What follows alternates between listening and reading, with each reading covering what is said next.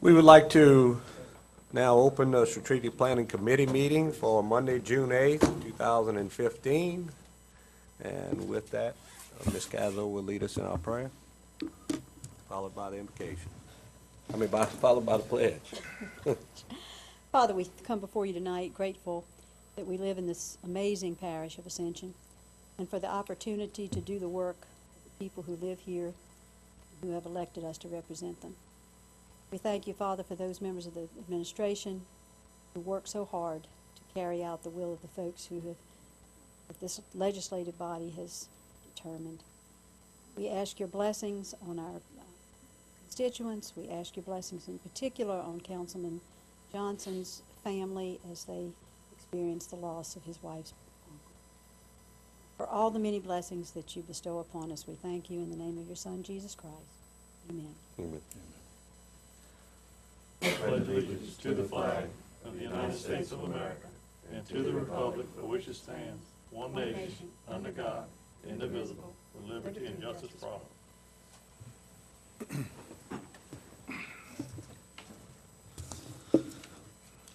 Okay, and roll call, and as we had mentioned earlier, Councilman Johnson is not here. He and Tina are with their family. Public comment period. Anyone wishing to sign up or speak at an agenda item, come and get your card and sign up, and you will be called out at that point in time. And number 4, FEMA approved Parish Hazard Mitigation Plan, Meredith Conjure, Homeland Security and Emergency Preparedness. Meredith, we welcome you here. Thank you, Mr. Chairman. I appreciate the opportunity to speak tonight. I wanted to very briefly give an overview of the update of the 2015 Hazard Mitigation Plan for the parish. You should have all received an email, electronic copy of the plan a few weeks prior. If not, I do have a hard copy with me tonight. Back in August, we began the process of updating the plan, which is done on a 5-year cycle in order to receive federal funding for disaster assistance and mitigation grants. The purpose of the plan is to identify long-term actions to reduce risks and future losses for the parish, to ultimately create a foundation and framework for the parish's long-term strategy and risk-based decision-making. Our office coordinated with the Stevenson Disaster Management Institute at LSU to write the plan, and over the last 6 months we met with representatives from each municipality in order to make sure that we captured all the mitigation needs of each municipality as well as the entire parish. At this point in time, we have had the plan fully written. It has been approved by GOSEP and FEMA, but it's been approved pending adoption by parish government. So at this time, we have adoption resolutions, formal adoption resolutions from the City of Gonzales, City of Donaldsonville, and Town of Sorrento. And at this time, we would like to ask the approval of this committee to forward the plan to Parish Council for final adoption. After this is completed, we will forward all of the adoption resolutions to FEMA Region 6 for final approval, and then we can begin to receive our disaster assistance funding. So moved. I'll second that. We have a motion by Councilman Cazzo, second by Councilman Satterley. Discussion. Meredith and Rick, as we go through these mitigation plans and everything, on this right here, is this for the representative on the disaster information that you give us the other night based on that? How does this reflect in? I mean, I'm not trying to. What I spoke of the other night was the public-facing programs and services offered to the public. This is part of our operational aspect. Okay. If this plan is not on file, it's really critical. The public assistance from FEMA, all the funding that comes for recovery, all the Homeland Security grants, all the emergency preparedness funding, that's not available. So we want to make sure that we keep that on file. This is more administrative than it is operational or public-facing. It doesn't cover anything I spoke of the other night. And this is where we map out for communications and so responsibilities and whatever that we have to, increase with communication between everyone in the parish and all during these disasters. It does. It takes 3 to 5% of any public assistance. It's called 406 public assistance. That applies to communications, electronic communications. It applies to generators. But it does increase the communication between the parish government and municipalities. But it makes sure that we earmark funding for future disasters to mitigate any project. What it does, it tries to mitigate the risk and losses from any future disasters that we have. And I do want to comment, and myself, and I know Dempsey was here during Katrina, and just because of an evolutionary thing, or not just because of that, but, and I know evolutionary, we've come light years from where we were. We found out that now we're implementing things that we dreamed about doing years ago, and that we just really wasn't prepared, because it's one of those things, until you go through it, you really don't know what you need. And so we want to let everyone know that you guys are doing a great job, and I can attest that this parish is like I said before, light years ahead in preparation for disasters, future disasters that we can manage now that we wasn't able to. We wasn't at that point at that time. So thank y'all very much. Thank you. We appreciate it. Any further discussion or comment? We'd like to, no objection, we'd like to move that resolution to the parish council at the next meeting. Thank you very much, ma'am. Thank you.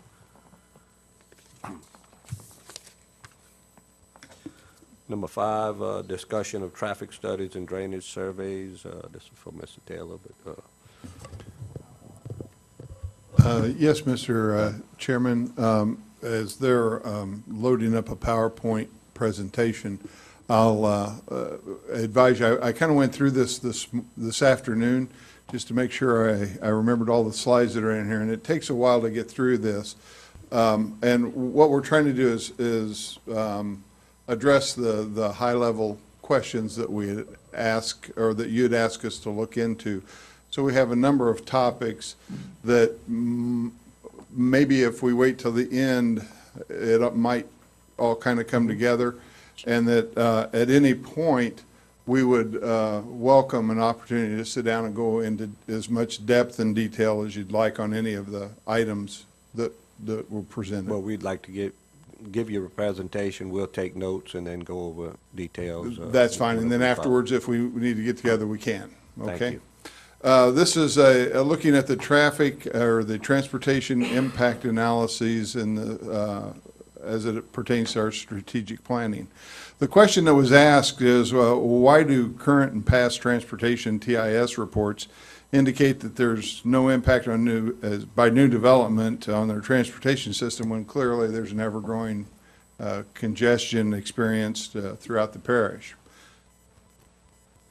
So the way we're going to start is to review what's called a level of service, the origin of that system, the level of service limits for at-grade intersection, kind of a descriptor of the ratings from A to F, or best to worst, and then a reminder about the growth that we've experienced, as was mentioned in the first few committee sessions today, both in the audit and the other items that have been discussed previously, as the kind of growth rates that we've been witnessing.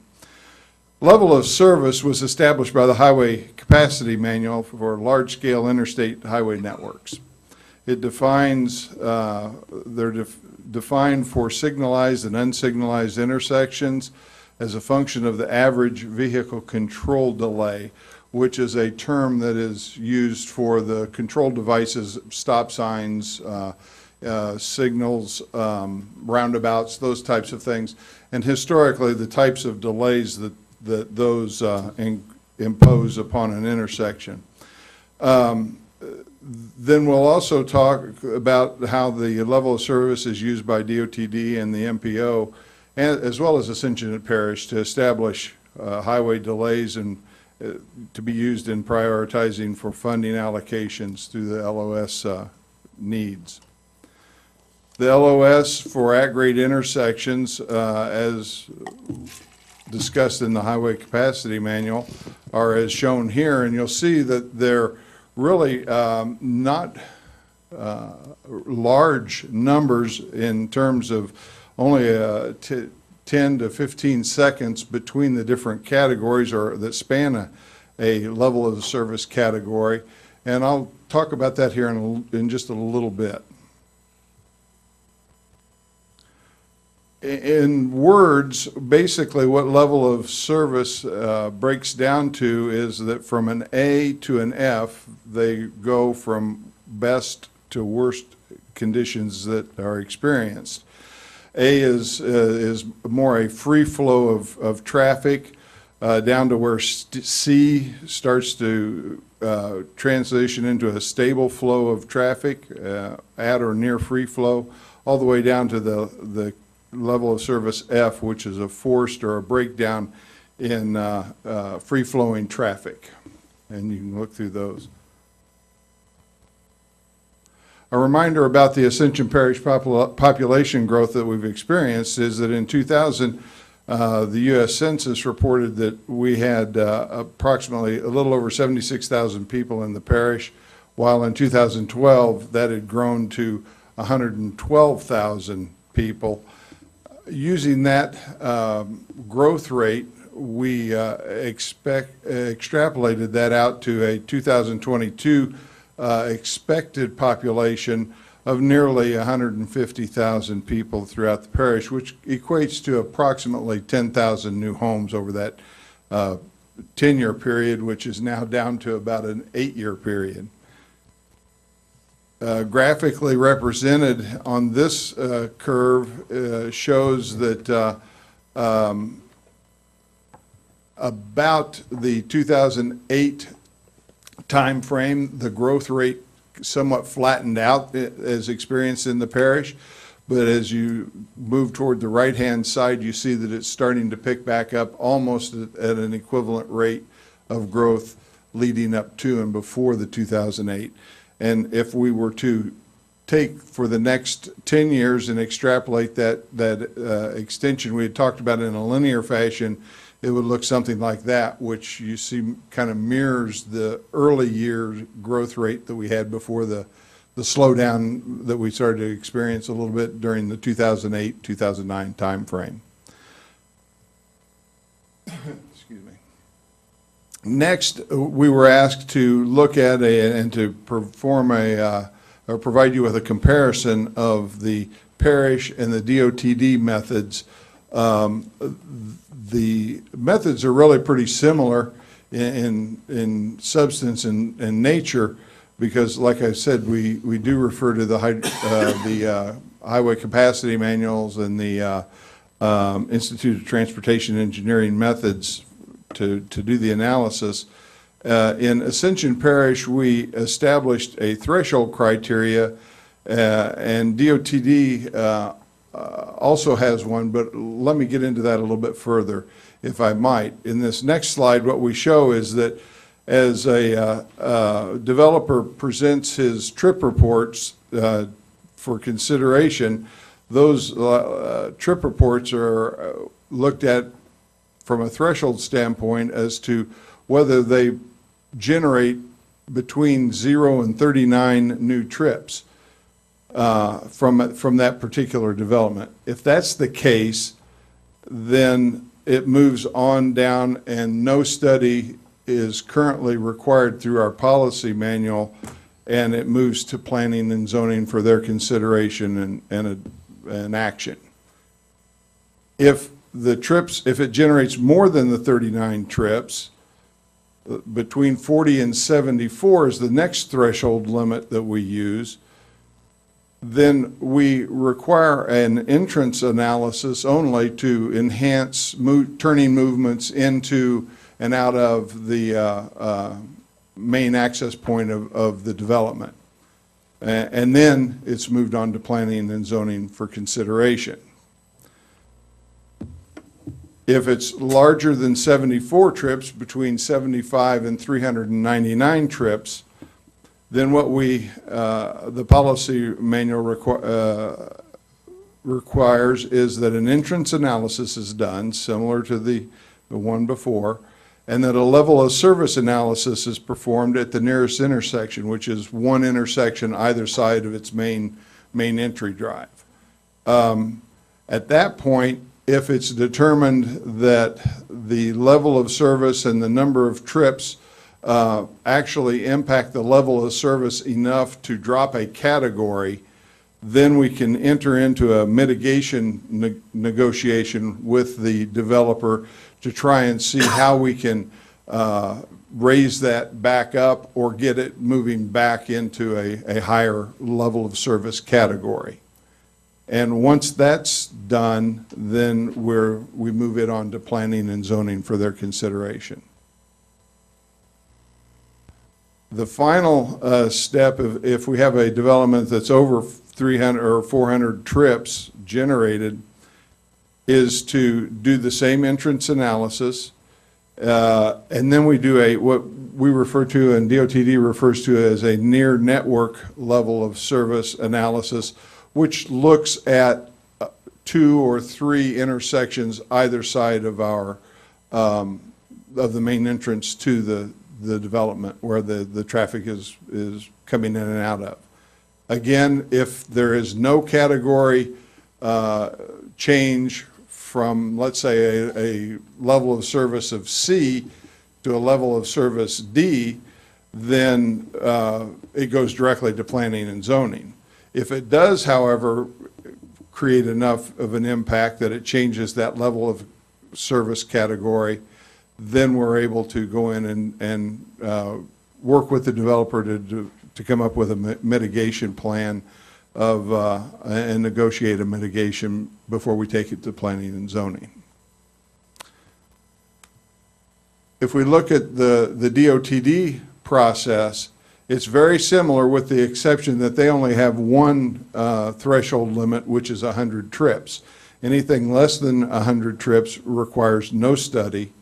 Anything over 100 trips requires the entrance analysis as well as the near network level of service analysis. Also, as with the system that the parish follows, if there's no change in level of service category, then the mitigation is not a negotiable item at that point, and it moves on through the system.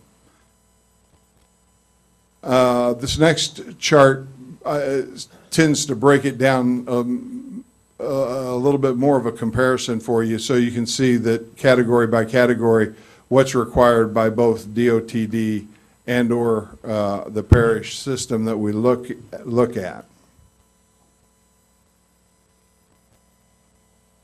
By point of interest, what we started to do, we went back and looked at the majority of the developments that and the size of the developments and the traffic impacts that are generated and within the parish. And what we have found is that the majority of the developments fall into the first two categories that really don't provide us with an opportunity to even look at much of a level of impact or a level of service impact on the system. They're limited to entrance analyses only or no study required.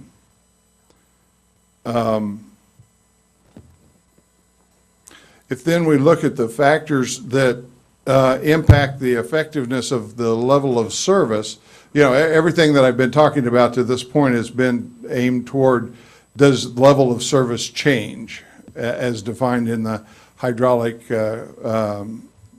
the highway capacity manual and or the ITE methodologies. So what I started to look at was that the level of service is intended really for larger area impacts on major highways and interstate type of systems. It's the delay criteria and methods are minimally affected by single development impact. So if you have a very small development or even an average development for perhaps what we consider regionally, your level of impact on the level of service regionally as used in this system really hasn't much of an effect. And I'll show you an analysis we did here in a minute that reflects that. So that the level of service reflect cumulative impacts from many individual developments before a level of service change is really experienced, and that these the slow nature in which the level of service impacts are accumulated are what go into the use of creating a long-term capital improvement project funding and construction system that is basically what the DOTD highway program is based on.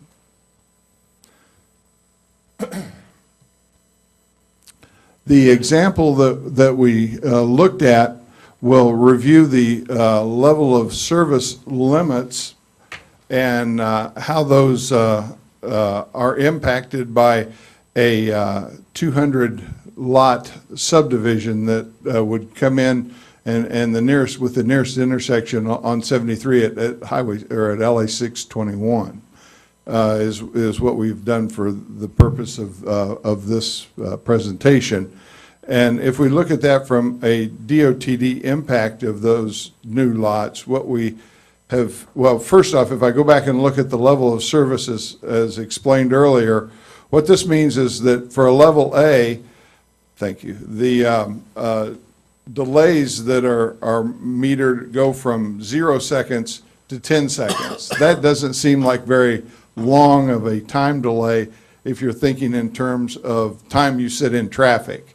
But keep in mind, this is a controlled delay as determined through the analysis portion of the system that the ITE and HCM have laid out for us. B goes from a 10-second delay to a 20-second delay, intersection delay, 35 seconds for C, on down.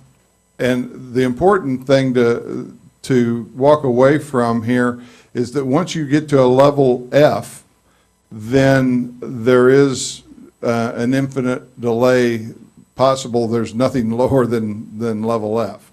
So once we get to a level F, we're kind of there, okay?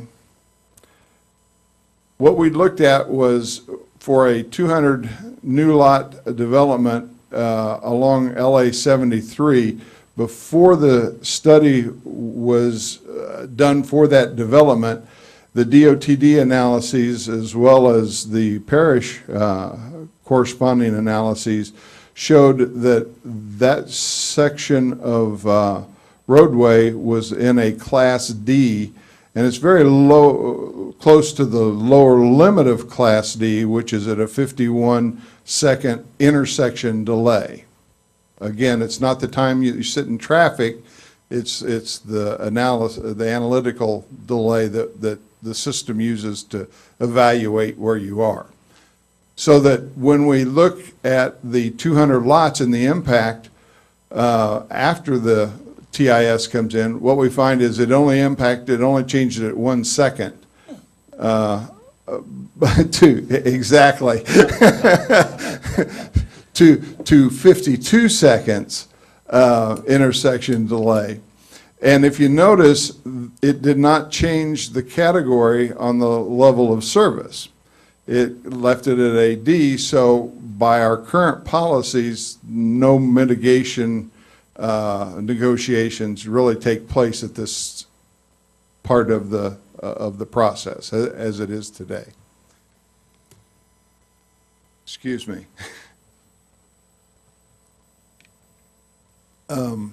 So what we then started to do is to look at different systems that are available, and there are a number of programs that begin to take in larger areas, and with the advent and the help of computerized computations, allows us to track a larger area of influence at any one location and relay that a little more closely to delay times experienced in traffic while you're driving that segment of roadway.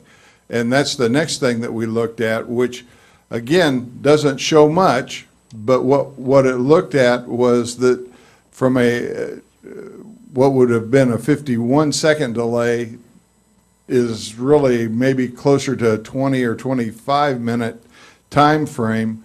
But again, the development only had an influence of about 37 seconds per vehicle traveled along that segment of road. So, before the study, we had that, and after the study, we had that.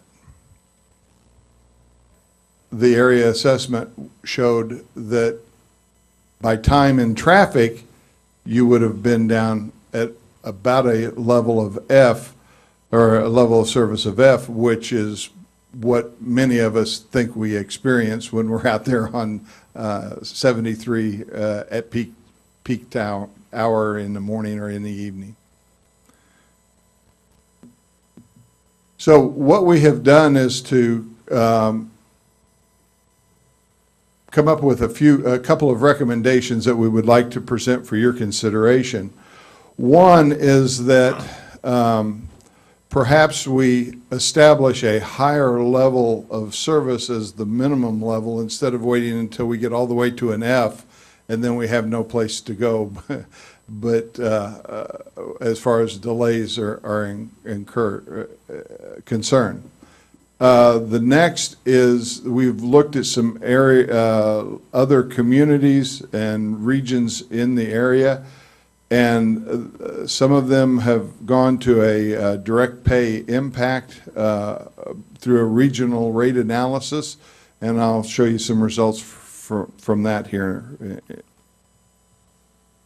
As far as the level of service, if we were to set a minimum level of service to be maintained via mitigation improvements and or CIP improvements, once the level of service is lost, or perhaps you don't want, one thing that you might want to consider is to not wait to get all the way across a level C before mitigation is required, that you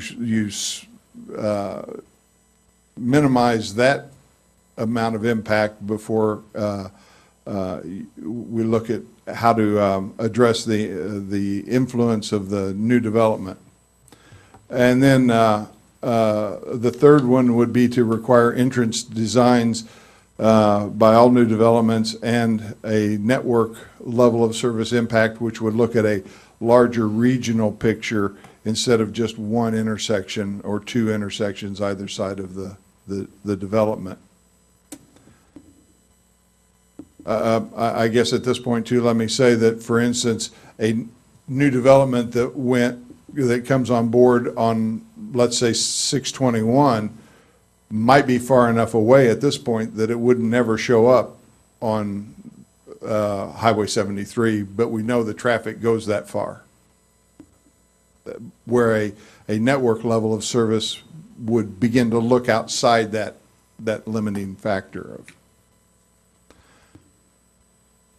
The other recommendation as far as district impacts or that, a number of communities are using what they're referring to as a direct housing fee, and the parish, it would be our recommendation that you consider the development of a capital improvement program and a supporting system for the parish, major parish roads, and establish a housing fee for each new house being constructed in this parish, similar to other communities, St. Tammany, and you can see the communities we have listed there. And these rates could be either set by transportation corridor or a transportation district, perhaps, that would more regionalize some of that. The examples that we have are provided for your consideration here of what some of those fees for new housing around the area range across. And I think the next slide is questions. So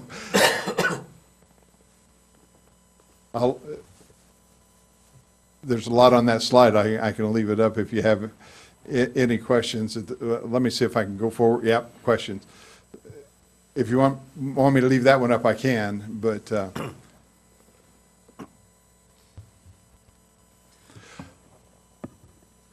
guess, Mr. Chairman. All right, who wants to start? And basically what we're trying to get across tonight is that for a long time, we have been dealing with the problem of trying to, first of all, understand and then explain to people when we get these projects and these developments, and yet we ask to do a traffic study, find out what's really happening, and then we get that back expecting something that we can do about something we know is happening, and yet it shows no effect. And so we've been trying to task people, because you cannot just arbitrarily say, this one affects this much, that we have to prove that. And so, or the lawyers would have a field day. And so we have been trying to and come up with something, and this is where we're at on this, and I think it's very important to explain one. We've been trying to get a handle on it, and by explaining one as it goes through, I think it's a lot easier for the general public and ourselves to understand, so I appreciate that. And from here now, we're trying to see where do we head and what level do we get to. Doc, you want to start off? Sure. Thank you, Mr. Chairman, and Bob, thank you. I noticed that you don't have any arrows in the front of you or in your back right now. I would just like to start this discussion saying this. I've heard our planning director, as a former planning and zoning commissioner myself before getting elected as a councilman, on more than one occasion say the traffic impact studies, quote unquote, aren't worth the paper they're written on. Now, Mr. Horner, with your analysis, I see why. I mean, you just said, and I just wrote a big wow. If we add, and this is my district you're talking about, so thank you for choosing Highway 73 to study, because you know how upset I was when the preliminary approval process went in front of P&Z for the, I don't have the name in front of me, Dutchtown of Hollows or Hollows of Dutchtown subdivision, and I think it was like 197 lots, so I'm glad to see you chose 200. I don't know if you did that for me, but if not, it's awful coincidental. But to conclude with both the parish analyses and the DOTD, what I wrote down here is that it would only cause a level of service intersection delay increase of 1 second. No wonder the people are absolutely livid, and they tell me, they say, Doc, you need to get all of the traffic impact studies for every subdivision on 73 in the last 20 years. You know, Longwood, Seven Oaks, Renaissance Village, on and on and on, and see what's going on. And I actually did that the best I can. And yes, every one, level of service, traffic impact, no significant impact. But I tell you what, here's the deal. We widening the road. I think that right there speaks volumes. Why would you widen something if there's no impact? I like the other numbers you came up with, because that's reality. I drive through there. I don't live on it, but boy, I get the complaints almost daily. I mean, it's absolutely horrible. Now, what can we do about it? Recommendations. You talked about lots of different things, and this is going to require a whole lot of study. And I sure would like, I think you actually gave this PowerPoint presentation to us, but we tabled it or deferred it. So unfortunately, I didn't have it in front of me tonight. Oh, and I apologize. Well, I'll apologize, mine. I probably should have brought it. You know, as an old college professor, I know to bring my homework back the next time if we didn't go over the answers on the exam. But so I just scribbled. I mean, it's just so much. I scribbled down just a few things, but I don't know which one of these you like. we definitely need to consider this committee as a recommendation to the parish council eventually to set higher level of service minimums. I mean, come on, that's sort of a no-brainer to me. And I wonder, why haven't we done this a long time before? We wouldn't have been in this jam. The fix, ladies and gentlemen, is not to widen the road after the fact where you got to get into issues of quick take expropriation and, you know, throw salt over your shoulder, pull a mask of the old long range and spit into the wind. The idea is not to let this happen. And to me, the best way is to be sure that the infrastructure is correct before you allow the development. I'm sorry. Now, I want the tax revenues like everybody else, and I want to see development, and I don't want people to say, well, Doc's just against growth. I ran on a platform of infrastructure-guided growth, and that's what we're talking about here, just with the roads issue alone. So you develop when you can, and one of the ways that you can make that decision fairly is to set higher standards. You didn't do the other place that's bugging me because I live on it, and that's Perkins Road. Highway, what is it, help me, about 423, 42. or whatever the number is, State Highway again. But twice a developer tried to put something right across from Belgrove subdivision by the Walmart or in Perkins Oak subdivision. Level of, traffic impact, no significant impact. Well, Doc Sadly went out there with his wife with a clicker, and I have my wife with me because I could only count in one direction, her and the other. At peak traffic in the morning and peak in the afternoon, choosing about within a 15-minute interval for just 1 hour, both morning and afternoon, what the actual professionals looked at. And I agree with that data. And I agree when it went to P&Z, I was glad it was turned down just on the basis of, if you don't want to come off the airline highway, how many more cars are going to go up and down? And that's why I'm asking in a minute about what's the definition of a trip. Through this intersection right across from Walmart, on, let's say, Red Oak or White Oak or whatever street, Perkins Oak, that they finally would decide to do to go to that development, compared to how many go down it right now. And sort of a whisper in the mic that night, I'll never forget it, was, well, currently it's 400 and, you know, give or take about 400 or so more will be, you know, placed on there for a total of 800. And I'm like, that's not significant? Come on, what is? So set higher LOS minimums, all for that. The money things, I don't know how that's really going to work.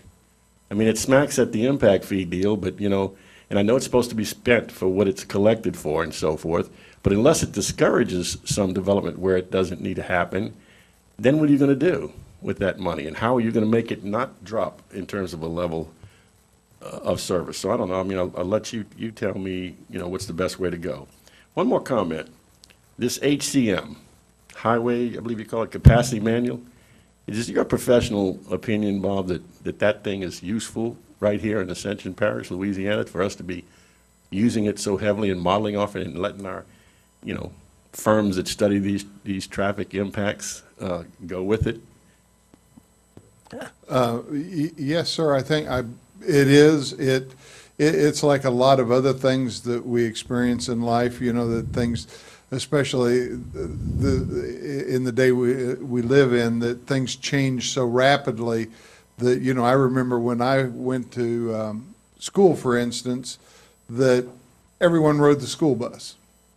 Well, today, that's not as much the case, and that all has an impact. And the hydraulic, or I keep saying hydraulic, the highway capacity manual keeps trying to update and catch up with those types of things, as well as defining the peak hour of when traffic hits in your region. And I think for the most part, it's pretty right on. It's the most useful tool we have, you know. Okay, you know, I guess that's like a democracy. It's not the most perfect form of government, but it's the best one we have. But we've also had, and I'm going to turn this over to my colleague, I think Dempsey's chomping at the bit here, near network LOS analysis. As I understand that, that's when I read these impact studies, then and now, where you don't just look, as you said, at the entrance, but you're looking at close intersections, et cetera. Something that's always puzzled me is that sometimes on 73, and I'm talking about the new subdivision, and one, it was like a block, the entrance, away from the one being proposed. And if you look at one analysis versus the other, 3 or 4 intersections are studied that are common to each of them, but each one of the two have a fourth intersection, like one has it and the other one doesn't study it, and then the other one has it, the other one, it doesn't study it. So I don't think there's consistency there. But I do support the near network analysis, particularly if you're recommending that we bump it down to like all developments, as opposed to after it gets to be a certain number of lots. And I thank you for listening. Thank you, Mr. Chairman. And Bob, I guess the least, you know, the 75 to 399 trips, I think we need to more or less just move to, you know, to recommend that. I mean, at least mid service here. At least you're gonna get the intersection analysis and the nearest intersection at least. And look, we know the nearest intersection, all these roads are rated F already. You know, what the scary thing is, you know, 10 years from now, you know, you're looking at over 38,000. You know, if we're gonna be at 150. We know in the next 10 years, from the foot of the bridge in Baton Rouge to Norco, Louisiana, all the growth is gonna be here. This is some scary numbers. The only thing that I seen with some of the developers that really kind of felt comfortable was the road district trying to start something within the new developments. As far as going out and trying to do anything else, we need to start with the developments that are coming to us and hope for the best.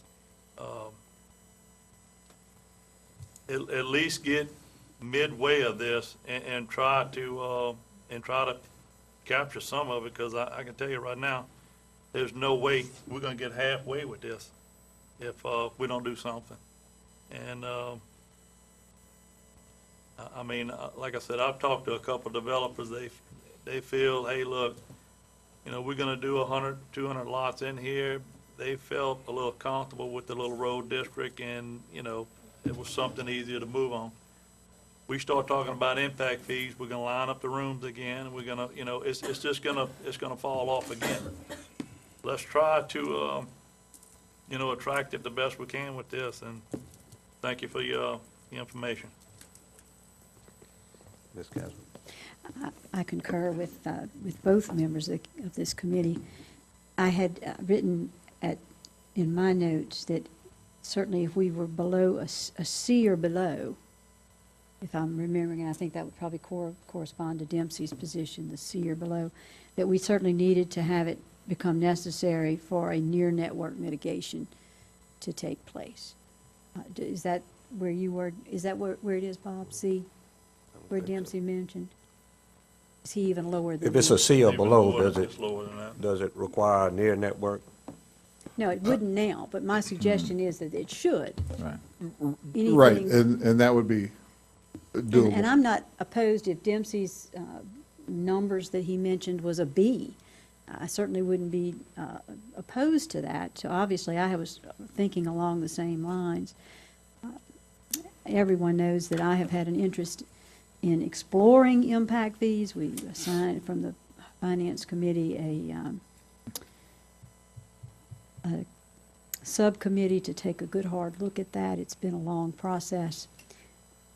It has been frustrating at times because from the reviews that I get from the committee, and then I, have discussions with council members, I don't sense that we have, a real strong commitment to said impact fees. And we failed to accomplish that a few years ago. It took it then now a number of 8 years to come back to even being discussed. So I don't believe that we can move on that until we know we can be successful. Otherwise, we're once again 8 or 10 years down the road before we even talk about it. But I think that the work of the committee is being done, and perhaps there will be a recommendation that we could live with. In the meantime, I will tell you that I think that the voluntary mitigation has been fairly successful. We've got some developers who are recognize that it is important to the success of their development that they make some kind of improvement to the at least the area immediately around their development, and some are recognizing that even in the network, they are going to need to make some kind of improvements. So I'm pleased to hear that certain developers in the parish are offering to pay some impact fees, but I have concerns about that, because as much as I appreciate that they're offering, I want to see that done in a fair way. I think that it needs to be done at some point by ordinance so that nobody is paying more for what they accomplish in their development than the developer down the road. I just don't think that's fair. So we have a lot of work to do, and I agree with Doc. I think on in everything that he said, and I agree with Dempsey. So I would certainly support both some fees, depending on how that is worked out, and certainly to move to either a B or a C and have a near network study. Couple of, in just a second, Yeah, yes, sir. again, we definitely want your comment. Couple of problems that we're having, and we're all trying to solve these problems, is that just what Doc and everyone was saying is that we're looking to move more to an area assessment and an area impact and an area not just coming out of your subdivision, putting a turning lane, but the big impact may be the next light down the road and the ability to improve that. Problem comes in that all of this only works for large developments where you actually see something that's being done. How, you can make a large developer put $150,000 up for an intersection or light or turning lane that will actually reduce the time it takes to get into an intersection. However, we're getting 5 house and 10 house and 20 house and 40 house developments to death, where if we require some type of improvement, a 40 house development cannot do a turn lane. They cannot, it's economically impossible to put the money up per rata that it would take to do a turn lane or some type of improvement. So how do we handle the difference in the large developments, which, as Ms. Cazzo was saying, now we're negotiating with them and we're asking a lot, and we're getting it. We're getting results from these large developers, and they're realizing that if they don't come across that, it doesn't do them any good to come in Ascension Parish when the traffic is just so bad.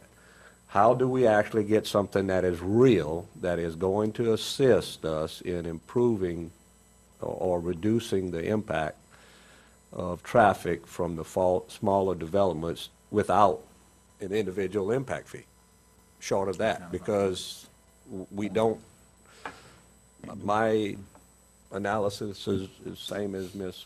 Cazzo. I don't think we have the acceptance of a majority, enough of a majority of the council members to willing to move forward with individual impact fees, which is basically what we're talking about. So how do we do something that is really going to affect us? Because Lord knows we don't just have large developments here. We have, and I think as Doc was saying, he named off a whole bunch of them. They were under 200 houses, and they may be under 100. And if we put a certain point, 100 houses, let's say, a person that sells his land is not going to be stupid. He's going to do a development with 90 houses so that he doesn't have to pay that fee.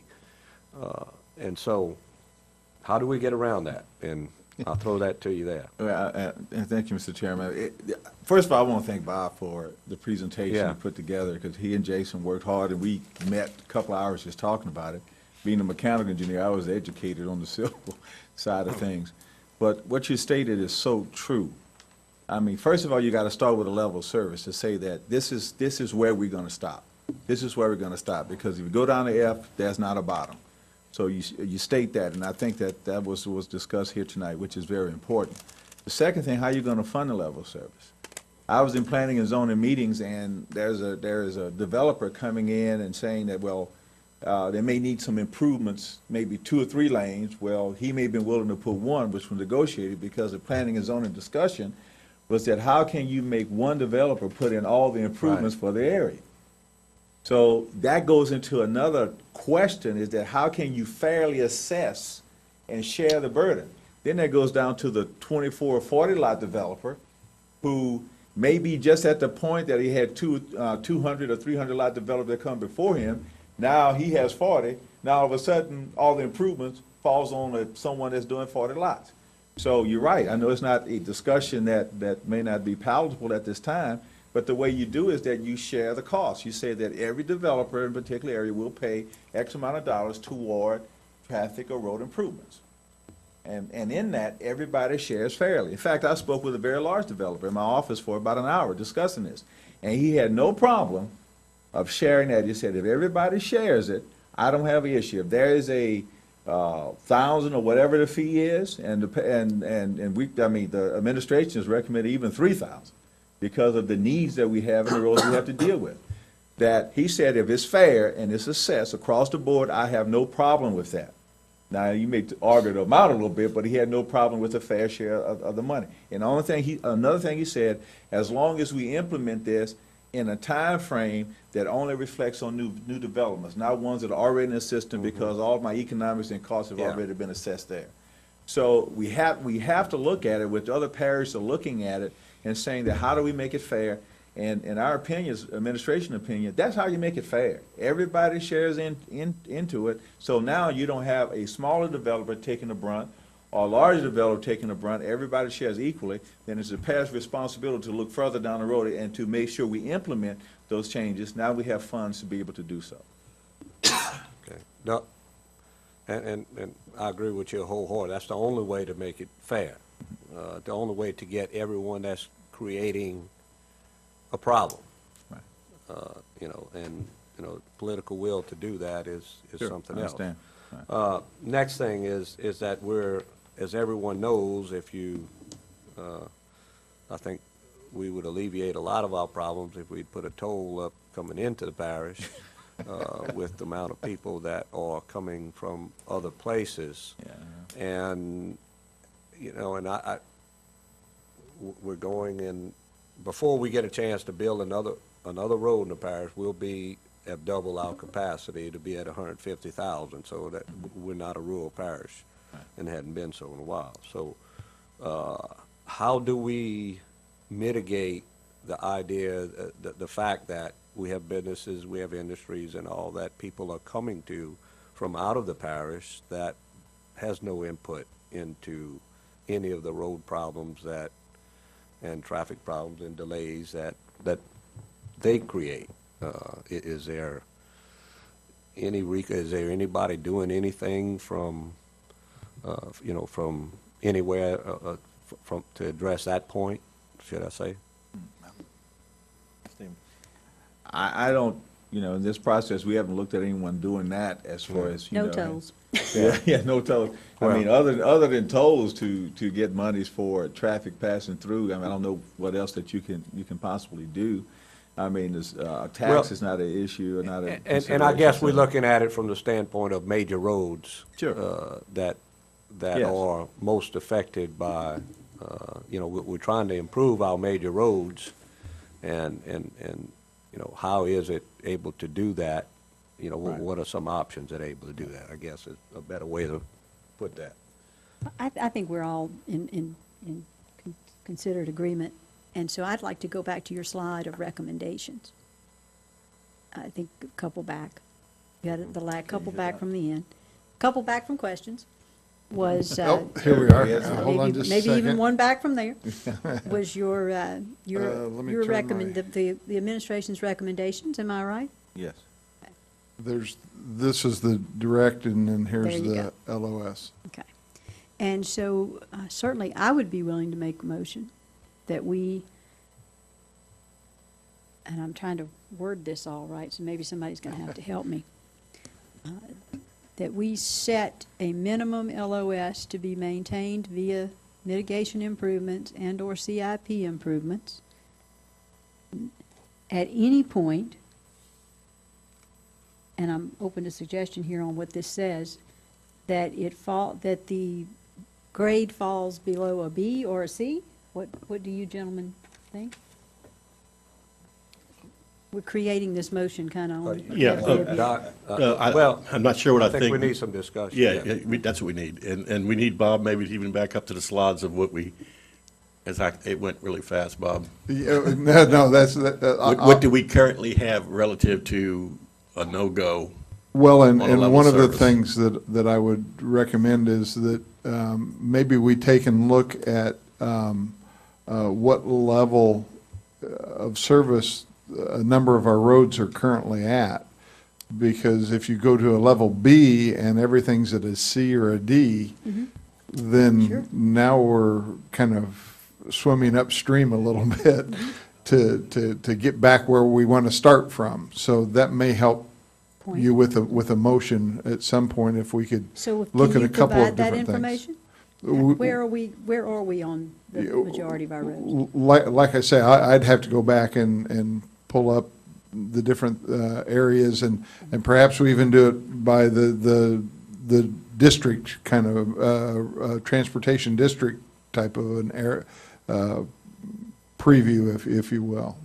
Sure. But we could look at that for you and give you those numbers, and maybe that would help It may be solidify. Well, and to clarify something, is that when we talked about these transportation districts, or these traffic districts that we had before, what we had brought up, that was just in an area of let's say a subdivision or whatever, and they were just talking about to be able to build and maintain their roads. They're not doing anything for Right.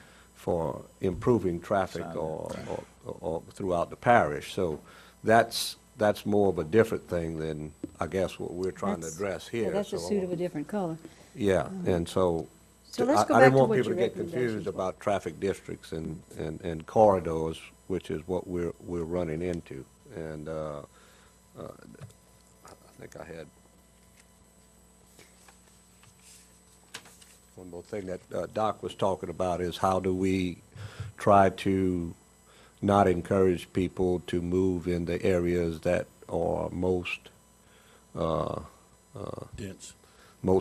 and have the lowest LOS, level of service, and encourage people to go more in the higher, better areas. And so we would, I guess we would like you to come back with, you've heard our concerns.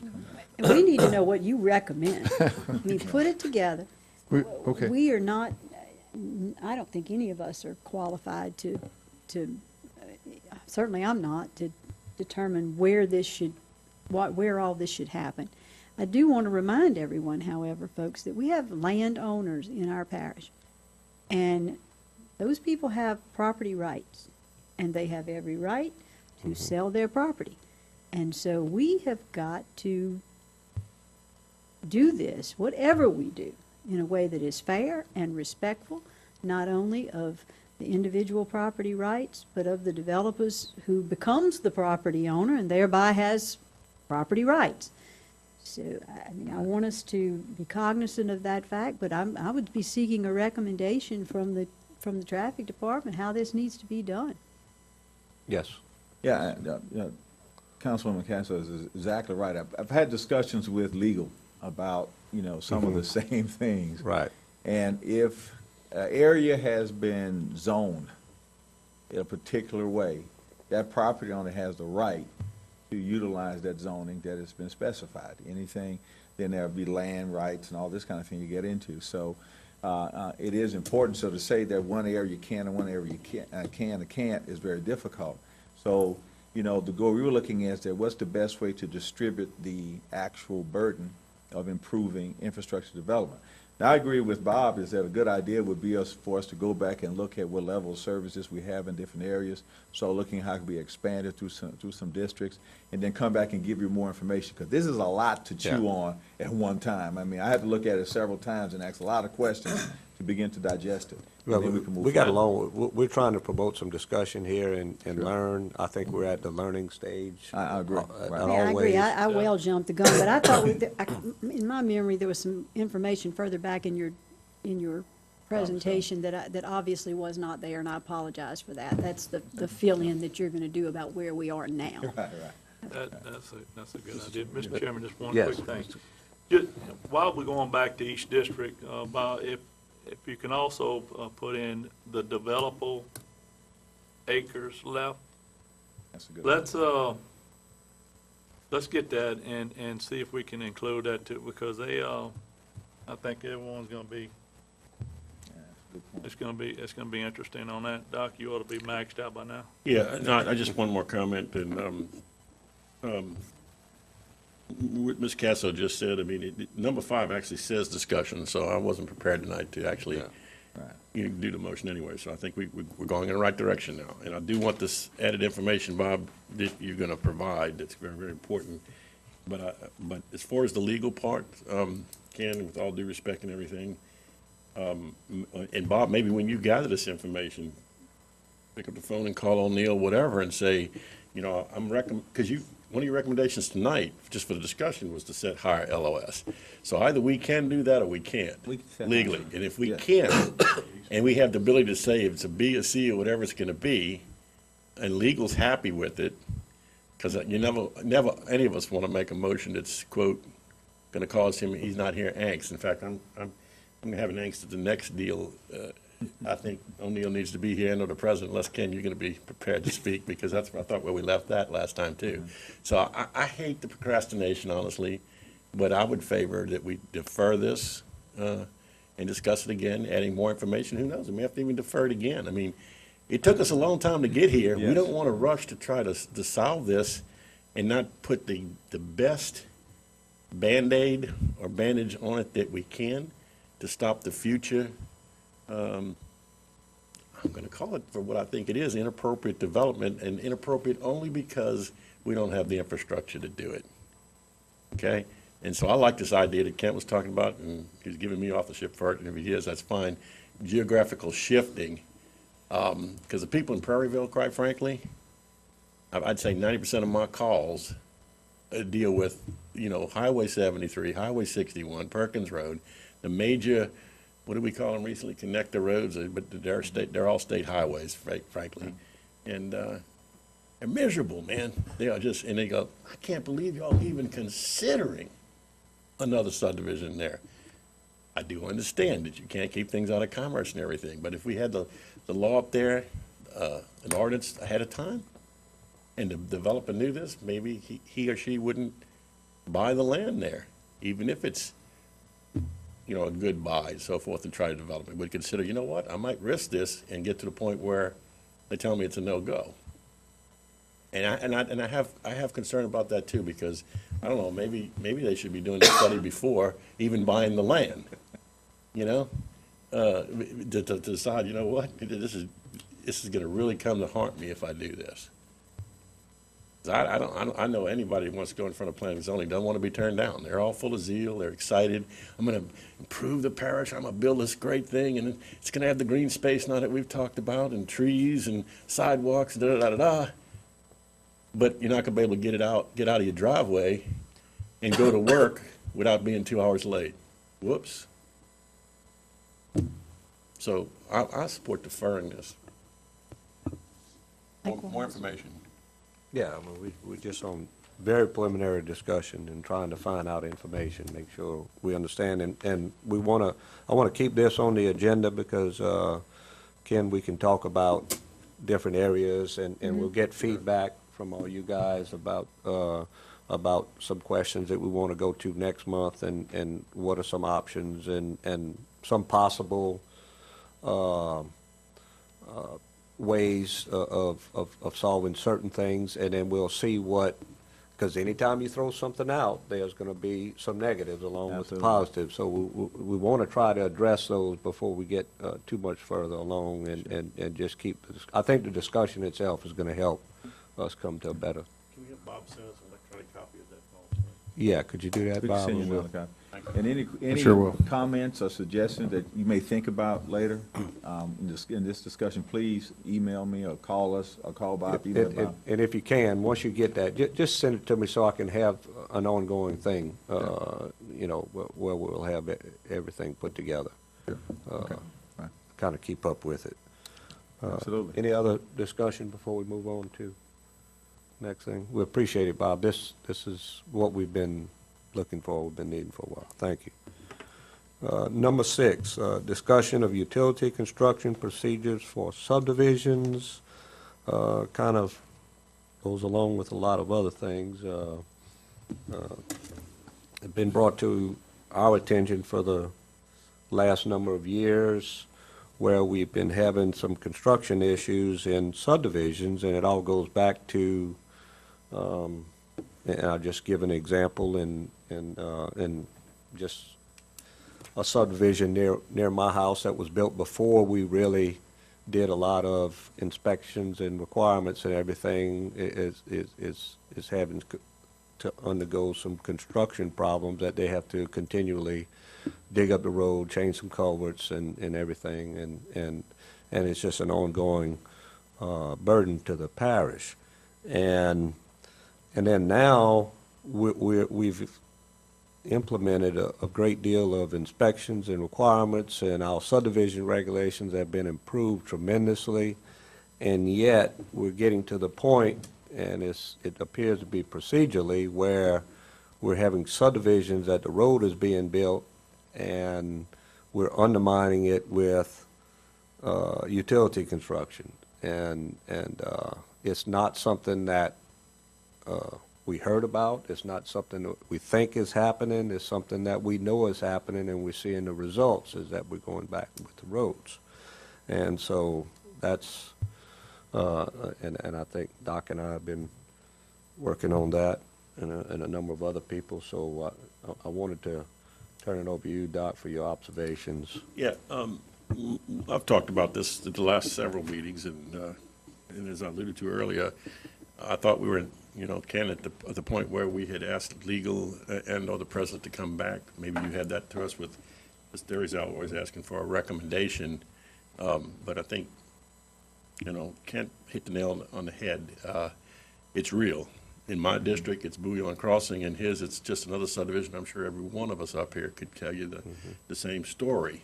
We cannot continue to have these roads fail after the fact, and have the builders tell us, oh, it's because the utility companies came in there and did a bore underneath the road after we compacted the soil and da-da-da-da-da. And, to me, the one tour I did in Bouillon with the folks from Quality, they said to me, well, Doc, it's not a question if, any time. It's a question of when. And if it happens in the first year, it's on a certain person's dime. If it's beyond that, because of the bond and so forth, it's on another guy's dime. Well, it shouldn't be on anybody's dime other than the culprit. So if we can actually agree, and I know there's some contention there, like who's really causing this? I agree with Mr. Scheckschneider on this with Kent. In my mind, the utility companies are getting away with something here, and we need to get some rules and regulations here where they abide by the same stuff as the developer to prevent this problem from continuing to occur. And I was hoping that maybe the president or legal has come up with a plan, going to tell us what to do. And I want to add to what Doc was saying, and what we keep getting back when we go approach administratively on the problem is that we're going to hold the person responsible that carries the bond. And yet, then I did receive a letter from, and I think y'all received a letter from the bond company stating that those problems that we are talking about, they're not going to honor that because they're not responsible for it. So we keep, our answer to solving the problem or forcing somebody is to do something that can't be done. So I'm keep being told procedurally, what can we do procedurally? We've requested that utility companies also have to put up a bond. I've been told in the meeting that that was not something that we're supposed to do or able to do because they're under the Public Service Commission.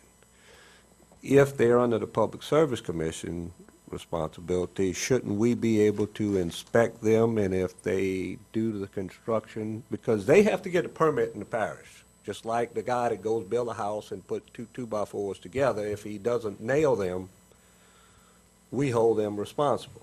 They come to our parish and get a permit to install something, some utility. Therefore, they have to answer to us some kind of way with that permit. It's just a question of what do we do when they don't follow the accepted guidelines for what they do, and that's construction and installation of a utility. If we cannot do anything and they're under the Public Service Commission, shouldn't we report them to the Public Service Commission every time that they have something that is not installed properly? Am I going overboard with that, or That what do we do? It happens.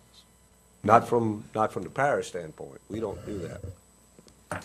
let me just say, Mr. Perriton had to leave, but he's been working on and researching all laws, state and everything applied to utilities and what we can and can't do. Several, and I think I said this at the last meeting, maybe a couple of years ago, we actually had a meeting with all utility companies, and we had meetings with developers. And basically, the conclusion was that how do we resolve an issue with a boring on the road that could cause a problem? How do we resolve it? How do That's we? one problem. Yeah, one problem. How do we make sure that this person can run his cable or water or gas underneath a road while our inspectors are actually doing the road? Because the road right-of-way is our responsibility, not the utility servitude. So the solution was to allow penetrations to be put in. That while the road is being built, we're going to put in a penetration. Because, Mr. Chairman, you showed me some issues several years ago where you had these utility companies would come in and put a 12-inch boring in through a road for a 3-inch pipe. Okay, Right. so it was a lot of discussion. There was a lot of discussion with utility companies, a lot of discussion, and quite honestly, a lot of utilities did not want to do it. But it ended up with an agreement to say that they will allow the penetrations to be put in while we're inspecting it. It's being done according to our criteria, and then the utility company will have to run their lines underneath those penetrations. That was kind of a good faith effort, but as we discussed in the last meeting here, that may not have been honored, and even though some penetration were put in, you had utility companies that would go around those penetrations still, make bores in other areas. So I think that what we said is that, and Mr. Perriton is working on an ordinance to come back and have some more discussion with you to say that, kind of make that an ordinance, to make that a rule of what we do here in Ascension Parish, that if you're going to provide the penetrations, then that's what we'll do, and you will utilize those. And he's also, we were discussing today, he found some other things from a state level that he wanted, that he's still researching, and hopefully we will have it ready for the next meeting. But the first thing was to make sure that at least the penetrations that we agreed on, that's actually put in the ordinance and that's being enforced at some point, and that will save everybody. We'll have a chance to look at it while the actual penetration is going through the road. Utilities company will have to design and come out there and do a little planning so that they locate their service to go through there, and I think that will cut a lot of the problems out if we're able to do that. But the other big problem was the parallel digging and trenching. And then, I know when we get a developer or an owner to build a road, we make them do compactions, and they have to get inspected at all of these compaction areas. And then the road is approved to be built, and we've got certain layers that build up. And then, a month later, after everything is fine and dandy, somebody comes in and 6 inches from the curb on the road digs a 3 or 4 foot trench that's a foot wide, and they throw the dirt back on top, and next time it rains is 6 inches down, and a blind person can see that it's going to that curb is going to leave that road. And so it's not just cross borings, it's all of the things, and to not compromise the integrity of a road that the rest of the citizens of this parish is going to pay for the next 100 years, is that we would like it to be maintained like it was built and like we inspected it. And so those are the areas that we also need to do. So that may be procedural, that may be something that needed to be come into the area, but at some point in time, somebody has to be held accountable from someone. Because right now, it is not. And these people are good people. All of the utilities around here that have been fine people, they've been in here a long time. Nobody wants to punish them, but they're like any other business. Sure. If they can hire some sub to do, for example, the putting the lines down at a cheapest rate, and they get in and get out and move on, that's what they're going to do if they're allowed to do that. So we just want to make sure that when they do it, that they do it according to the proper design. And, Yes. we're looking for some guidance procedurally that we can make sure that this is being done. We have some more information for you at the next meeting. Okay. And we'll have legal here to explain the details of that as well. Fantastic. Okay. I appreciate it. Any other questions, comments? Been a long night. We thank y'all for hanging around. Thank you. With that, Motion to adjourn. motion to adjourn. We've taken them all.